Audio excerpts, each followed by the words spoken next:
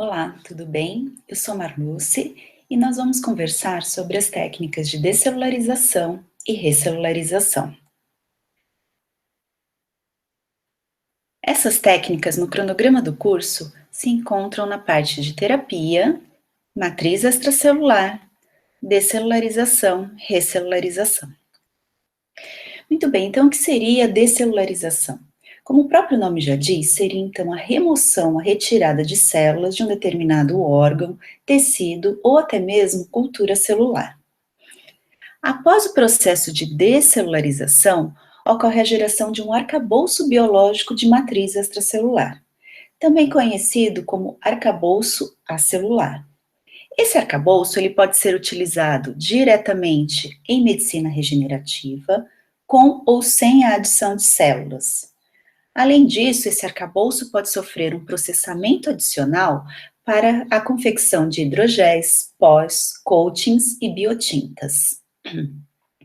Em posse desse arcabouço acelular, nós podemos então adicionar novas células a esse arcabouço com o intuito dessas células repopularem esse arcabouço. Com isso, nós temos a técnica de recelularização. Os componentes básicos da matriz extracelular constituem fibras de colágeno, microfibrilas, elastina, nós temos proteínas de contato como fibronectina, laminina e proteoglicanos, com a presença dos glicosaminoglicanos, que são responsáveis pela retenção de água no tecido. Além disso, nós temos as enzimas de reciclagem da matriz. Todos esses constituintes vão variar tecido a tecido. Dessa forma, os arcabouços biológicos, ou também chamados de bioscaffolds, são atraentes para a pesquisa na área de medicina regenerativa, uma vez que essas matrizes extracelulares têm composição singular, apresentam propriedades biomecânicas e permitem sinais distintos. Além disso, fornecem um microambiente igual ou semelhante à matriz nativa. Além disso, também já foi descrito que essas matrizes extracelulares influenciam na mitogênese, quimiotaxia, diferenciação celular e remodelação construtiva do tecido. Assim, a descelularização, ela pode ser realizada em cultura celular, na chamada cell sheet ou a lâmina celular. Ela pode ser realizada em tecidos, fragmentos de tecidos, e em órgãos, fragmentos de órgãos e órgãos inteiros. O importante é que para cada tipo de material que nós vamos utilizar para a descelularização, nós devemos otimizar um protocolo. Esse protocolo tem que ser feito de forma específica, dependendo da complexidade do tecido. Mais recentemente, foi descrito na literatura a descelularização a partir de órgãos complexos, através de perfusão desses órgãos inteiros. Então, aqui nós temos, por exemplo, a descelularização do rim, vocês podem ver, então, a canulação desse órgão através dos seus vasos, e esse seria o nosso rim nativo, e após o processo de descelularização, nós temos o arcabouço de matriz extracelular. A mesma coisa já foi descrita para o intestino nativo, intestino descelularizado. Também foi descrita essa técnica para a descelularização de fígado. Aqui nós temos o fígado nativo durante o processo de descelularização e o fígado descelularizado. Também já foi descrito para o pulmão, onde nós temos aqui o pulmão nativo e o pulmão descelularizado. Para o coração, onde nós temos o coração nativo e o coração descelularizado. E também já foi descrito para pâncreas. Aqui nós temos o pâncreas murino nativo durante o processo de descelularização e o pâncreas murino descelularizado, e a mesma coisa para o pâncreas porcino nativo e o pâncreas porcino descelularizado. Assim como nós já falamos, esse protocolo deve ser otimizado de forma específica, e esses agentes utilizados para descelularização têm que ser pensados pensando nos seguintes fatores do tecido: a celularidade, a densidade, o conteúdo lipídico e a espessura. Assim, nós temos disponíveis na literatura vários métodos para a descelularização. Esses métodos vão utilizar agentes físicos, químicos, biológicos, ou podemos utilizar esses agentes combinados. Os agentes físicos mais comuns utilizados para a descelularização incluem temperatura, força, pressão e eletroporação. Os agentes químicos mais utilizados incluem, por exemplo, soluções hipotônicas, soluções hipertônicas e detergentes. Os principais detergentes utilizados, nós temos, por exemplo, o SDS e o DOC, nós temos o Triton X100 e o Sheps. Esses são os detergentes mais utilizados para a descelularização. Além disso, nós temos também a presença de agentes biológicos. Os agentes biológicos, eles podem ser enzimáticos ou não enzimáticos. Os principais agentes enzimáticos utilizados são a tripsina, dispase, nucleases, e os agentes não enzimáticos principais são agentes quelantes e toxinas. Além disso, nós podemos utilizar a combinação desses agentes. Por que a combinação? Com a combinação desses agentes, nós garantimos uma máxima remoção de células e conteúdo nuclear dessas células, além de manutenção da ultraestrutura da matriz extracelular. Então, aqui nós temos alguns exemplos já descritos na literatura de combinações desses agentes físicos, químicos e biológicos, montando os diversos protocolos de descelularização que foram efetivos, cada um para um tipo de tecido. Após o processo de descelularização, nós precisamos avaliar como foi feita essa descelularização, se ela foi efetiva ou se ela não foi efetiva. Então, qual que seria o intuito da descelularização? Remover nossos componentes celulares imunogênicos, preservar a ultraestrutura nativa da matriz extracelular, além de preservar as propriedades biofísicas e bioquímicas. Então, o que seria um material descelularizado?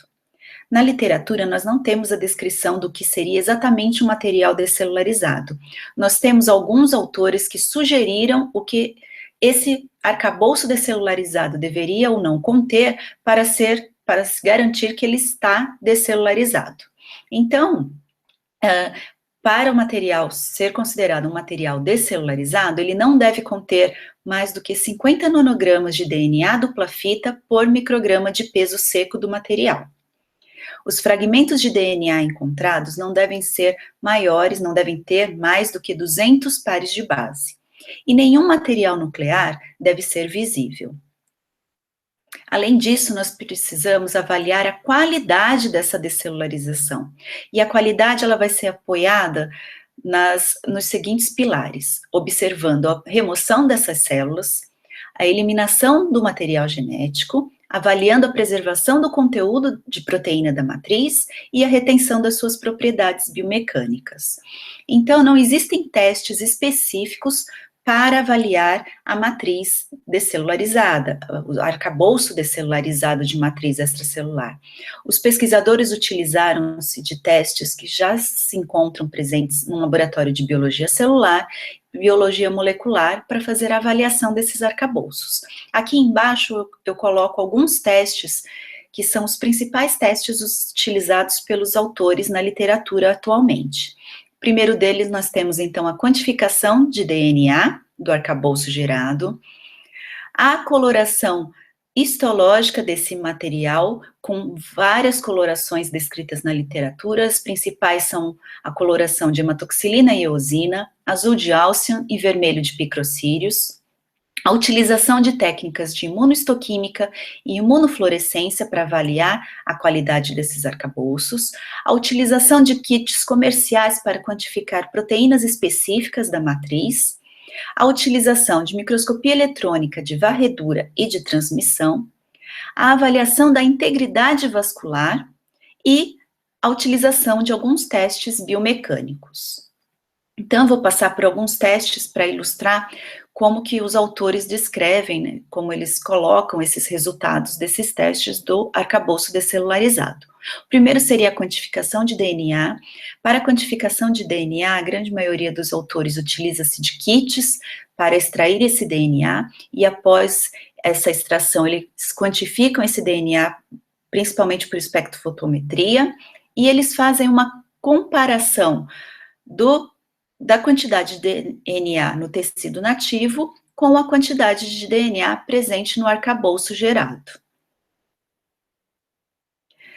Nas colorações histológicas, existem várias colorações histológicas. As principais utilizadas pelos autores, eu coloquei aqui, são as colorações de hematoxilina, eosina e azul de Alcian. Nessa primeira figura, nós temos, então, um exemplo da coloração de hematoxilina e eosina, que vai avaliar de forma geral o que aconteceu com o tecido após a descelularização. Então, nessa primeira foto, nós temos uma imagem de pâncreas nativo. Esse autor usou o pâncreas para realizar a descelularização.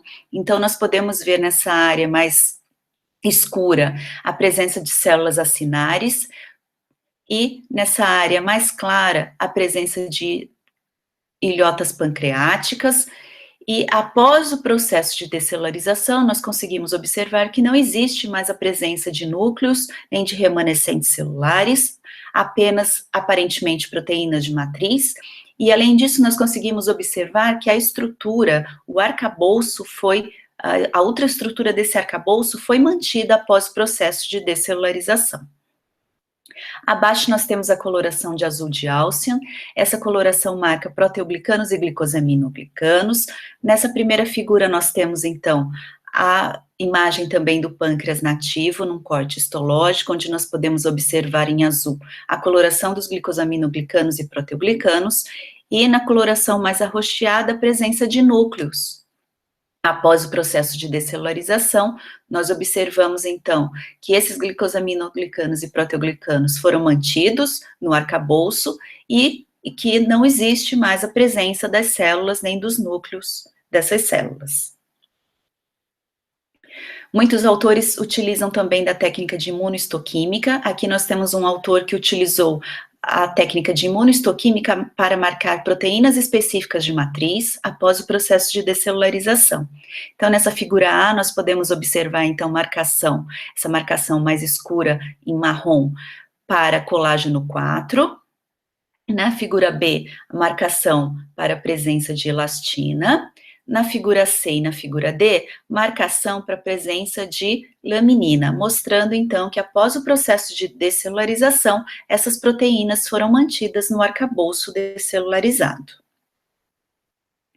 Alguns autores utilizam também da técnica de imunofluorescência.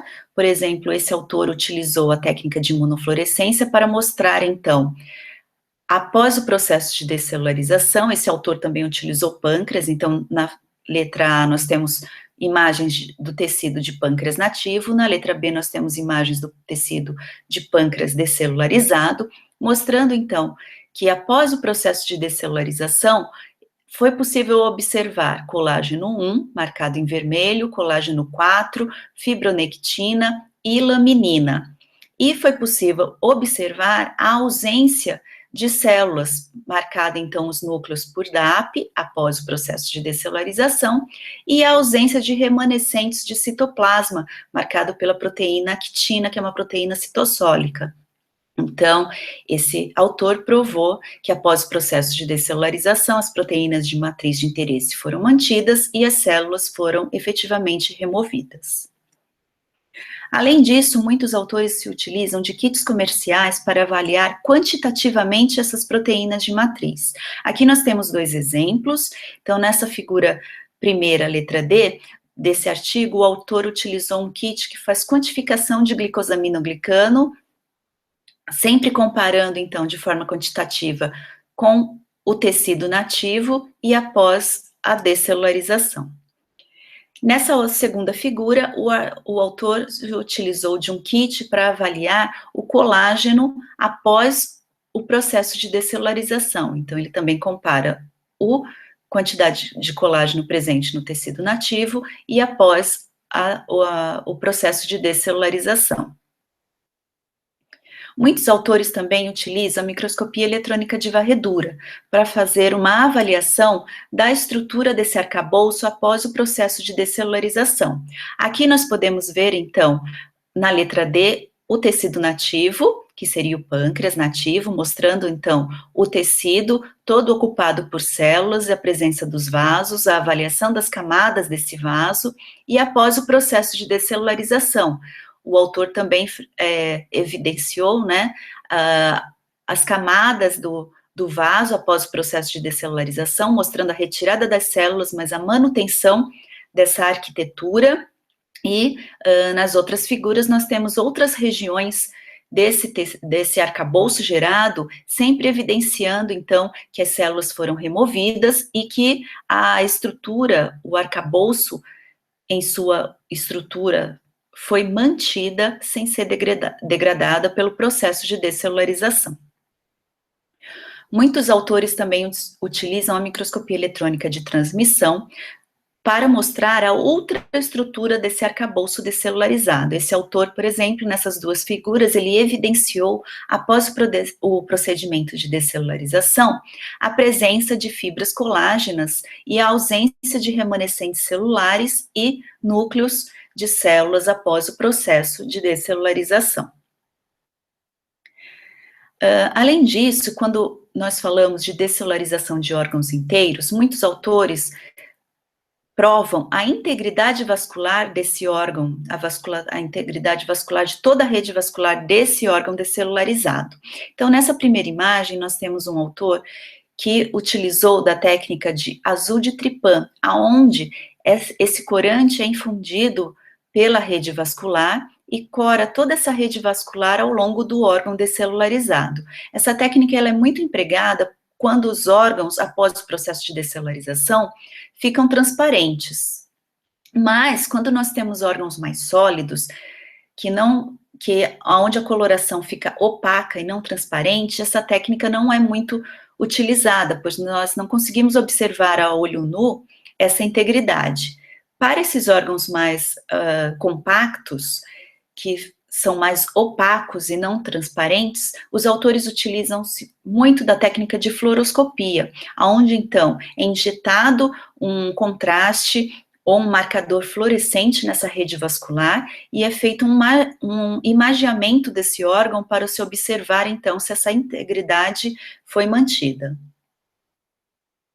Além disso, dependendo da utilização desse arcabouço, é importante manter as propriedades biomecânicas deste tecido.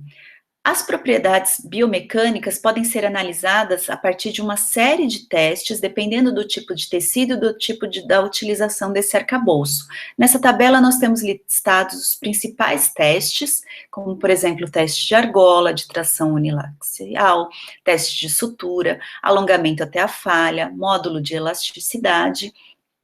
Todos esses testes visam avaliar se essas propriedades biomecânicas iniciais do tecido que foram descelularizados são mantidas após esse processamento e que seriam, então, importantes para a utilização desse arcabouço.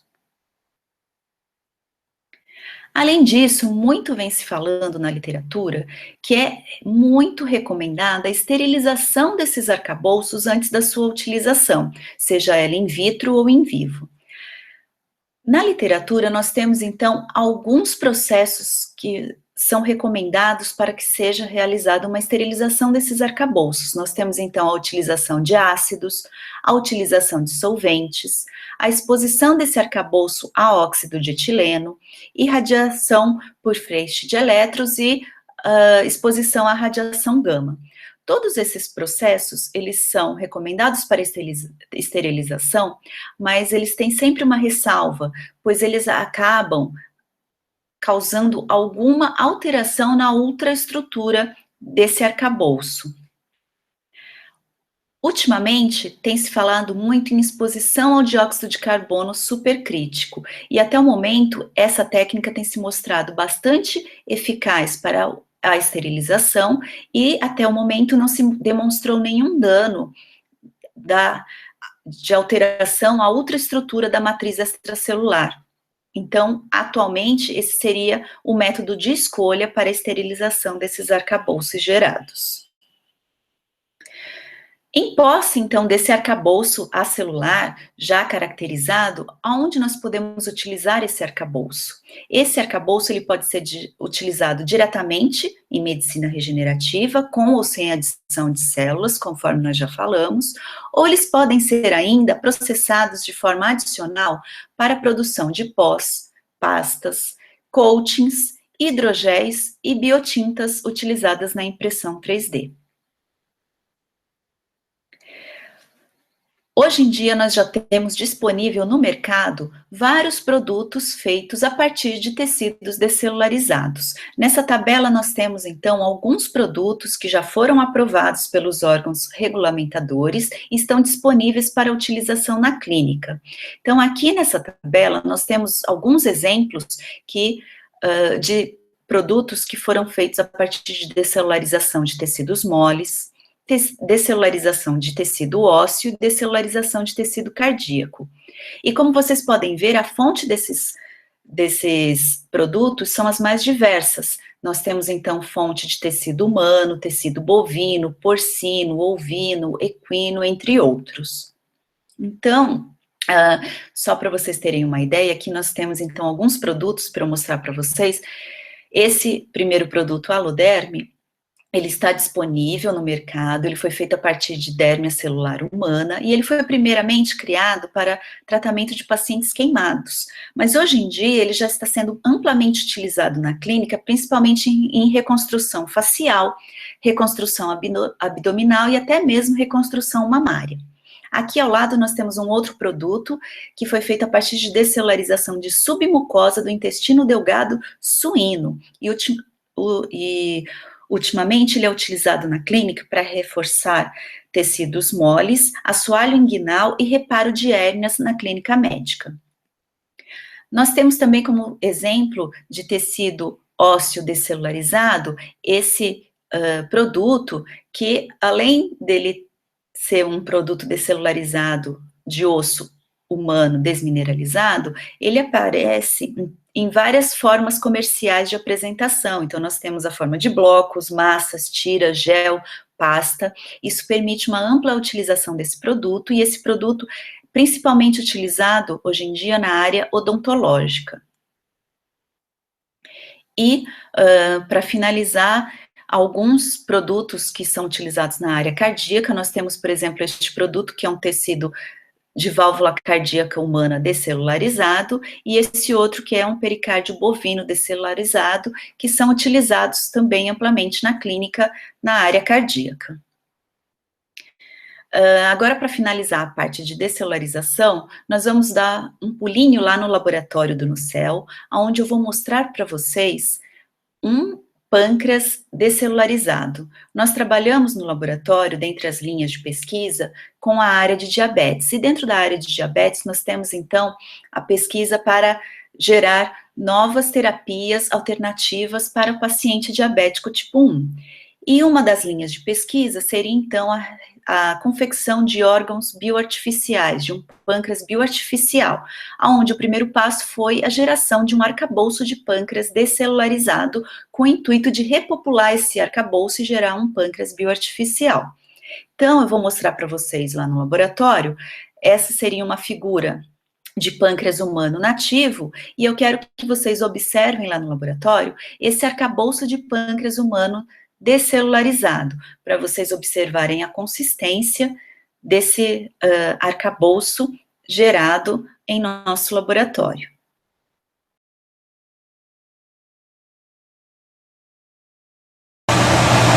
Bom, vou mostrar para vocês um aspecto do pâncreas humano descelularizado. Então, como vocês podem ver, a matriz extracelular, após o processo de descelularização do órgão pâncreas, eu vou pegar com a mão para vocês verem que após a descelularização, esse pâncreas, essa matriz, fica com um aspecto esponjoso. Como vocês podem ver, o tecido ele fica esbranquiçado, sem a presença de células. Então, o que nós estamos vendo aqui é só um arcabouço de matriz extracelular. Esse aspecto esponjoso, conforme nós apertamos o tecido, ele vai liberar o líquido no qual ele está embebido. Só para vocês visualizarem que o órgão pâncreas realmente ele fica com esse aspecto de esponja após o processo de descelularização. Bom, agora nós vamos falar um pouco da recelularização. A recelularização, como nós já falamos, seria então a utilização de novas células para repopular, por exemplo, aquele arcabouço gerado de matriz extracelular. Nós podemos fazer a recelularização e a criação de um órgão bioartificial de algumas maneiras diferentes. A primeira, então, seria, observando essa seta central, utilizando-nos do arcabouço de matriz descelularizada. Esse arcabouço de matriz extracelular pode ser repopulado com vários tipos celulares de interesse. Esse arcabouço e as células podem sofrer um período de maturação em laboratório para a geração de um órgão bioartificial final. Além disso, nós podemos, olhando aqui a seta superior, utilizar essa matriz descelularizada para a formação de uma biotinta, onde nós temos a utilização de matriz extracelular e as células de interesse. Nós podemos, então, modelar o órgão de interesse em sílico no computador e utilizarmos de uma impressora 3D, uma bioimpressora, para então plotar esse órgão utilizando da matriz descelularizada presente na biotinta e utilizando-se das células presentes na biotinta. Com isso, nós temos então a impressão desse órgão bioartificial 3D. Esse órgão, então, sofre uma maturação em laboratório e, após essa maturação, esse órgão bioartificial estaria pronto para o uso. Além disso, olhando aqui a seta inferior, nós podemos nos valer, então, de arquiteturas pré-existentes de biomateriais. Então, nós podemos utilizar esses biomateriais, moldar esses biomateriais ou formar uma estrutura parecida com um órgão de interesse. Podemos nos utilizar, então, além desses biomateriais, alguns aditivos, como, por exemplo, matriz descelularizada junto aos biomateriais e os tipos celulares de interesse. Essa arquitetura pré-existente com essas células e os aditivos podem, então, ser maturadas em laboratório e gerar também um órgão bioartificial. Então, o interesse, o goal desse processo de recelularização seria, então, utilizar esses arcabouços descelularizados e recelularizá-los com as células de interesse. E essas células de interesse podem produzir um tecido personalizado quando nós utilizamos as células do próprio paciente. Assim, esses tipos celulares utilizados para repopular a matriz extracelular através da descelularização, com a recelularização, ela vai depender, em grande parte, da complexidade dessa camada de célula, dessa camada celular, desse tecido ou do órgão de interesse. Então, como vocês viram, existem várias técnicas de recelularização. Eu vou trazer aqui algumas técnicas que são utilizadas na literatura para tentar gerar esses órgãos bioartificiais. Então, aqui nós temos, por exemplo, um artigo desse autor, aonde ele utilizou a perfusão retrógrada para fazer a repopulação do arcabouço. Então, esse autor utilizou um pâncreas. Esse pâncreas, o pâncreas é um órgão, né, que tem glândulas endócrinas e exócrinas. Então, a parte exócrina desse pâncreas é composto pelas células acinárias que produzem as enzimas digestivas. A parte endócrina do pâncreas é contemplado pelas ilhotas pancreáticas, que são responsáveis pela produção de hormônios, que são colocados diretamente na rede vascular, e utilizando dessas características, o autor fez a repopulação desse arcabouço, ou seja, a partir de um arcabouço de pâncreas descelularizado, ele se utilizou então da rede vascular para reinjetar as células endócrinas, e ele utilizou a rede de ductos para fazer então a inserção das células exócrinas.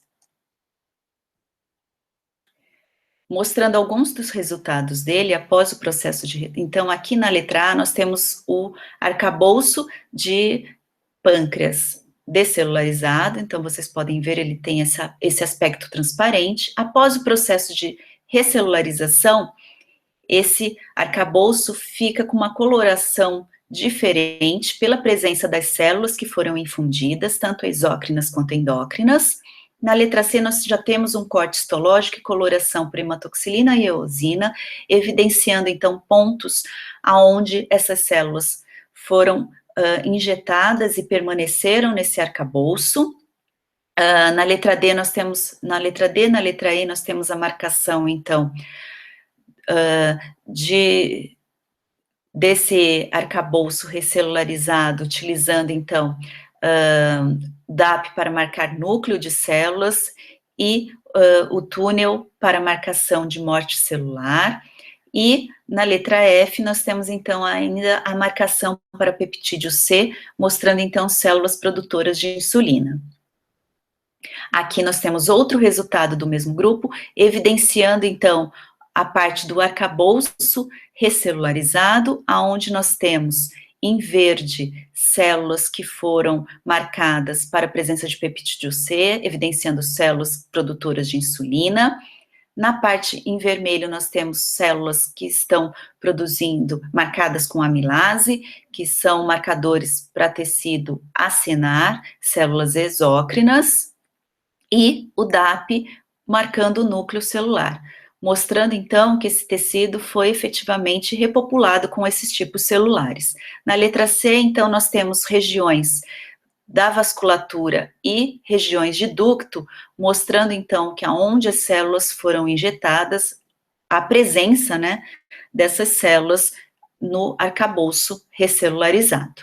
Além disso, o autor ainda fez uma marcação, uma avaliação da expressão gênica para o gene da insulina, mostrando, né, a presença de um aumento dessa expressão gênica nessas células que foram colocadas na matriz extracelular. Outra técnica utilizada para recelularização foi mostrada por esse autor, onde após o processo de descelularização, esse autor realiza fatiamento do tecido e coloca essas fatias de tecido numa placa de cultura e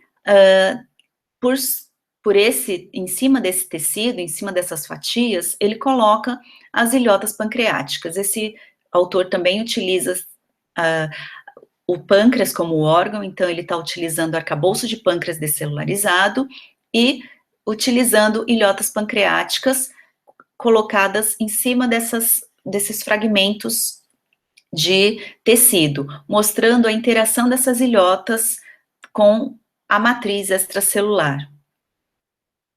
Esse mesmo autor ainda mostra um outro tipo de recelularização, onde ele coloca parte do arcabouço pancreático descelularizado em um bioreator. Esse arcabouço ele está canulado pelas vias principais, então vascular e ductal, e esse arcabouço também ele é repopulado com células endócrinas e exócrinas. E após alguns dias em cultura, ele retira esse arcabouço repopulado, faz os cortes histológicos e mostra que essas células principalmente ficaram na superfície desse arcabouço recelularizado. Então, como vocês podem ver, a técnica de recelularização é uma técnica bastante promissora, mas que ainda apresentam vários gargalos descritos na literatura para a confecção de vários tipos de órgãos bioartificiais, como pulmão, fígado, intestino, rim, coração, pâncreas. Então, nós temos vários estudos em andamento, mas existem ainda vários gargalos para se obter uma recelularização efetiva. Então, para resumir e sintetizar a nossa apresentação, o que seria importante, né, o take-home message, seria, então, os meios de se obter uma matriz extracelular pode ser, então, a partir de células em cultura, ou fragmentos de tecido, ou até mesmo fragmentos de órgãos ou órgãos inteiros. Esses tecidos são, então, levados ao processo de descelularização, onde nós podemos utilizar agentes químicos, físicos, biológicos, ou ainda a combinação desses agentes para a realização da descelularização. Lembrando ainda que durante o processo e após o processo de descelularização, nós temos que avaliar a qualidade desse arcabouço gerado, e ainda nós podemos utilizar esse arcabouço para a realização dos produtos de matriz extracelular, ou nós podemos utilizar esse arcabouço para ele ser recelularizado com as células de interesse, e após o processo de recelularização, nós temos que avaliar novamente se esse arcabouço foi devidamente recelularizado. E para finalizar, como nós estamos numa matéria de biologia molecular da transformação maligna, não poderia deixar de comentar, vocês acham que uma célula transformada produz uma matriz extracelular igual a uma célula normal? Nós acreditamos que não. Existem vários artigos na literatura mostrando, então, que a matriz extracelular, ela sofre um remodelamento na doença. E esses artigos nos alertam para a importância de se chegar a uma opinião de qual seria, então, uma matriz extracelular adequada para ser utilizada para a repopulação e a criação de órgãos bioartificiais. Então, seria isso que eu teria para falar para vocês sobre descelularização e recelularização. Ao final da minha apresentação, vocês vão encontrar, então, todas as referências que eu usei durante a apresentação de forma completa. Se vocês tiverem interesse ou curiosidade de saber um pouco mais sobre as técnicas. E, além disso, eu estou aqui à disposição para possíveis perguntas. Espero que vocês tenham gostado da apresentação. Muito obrigada pela atenção. E seria isso. Obrigada.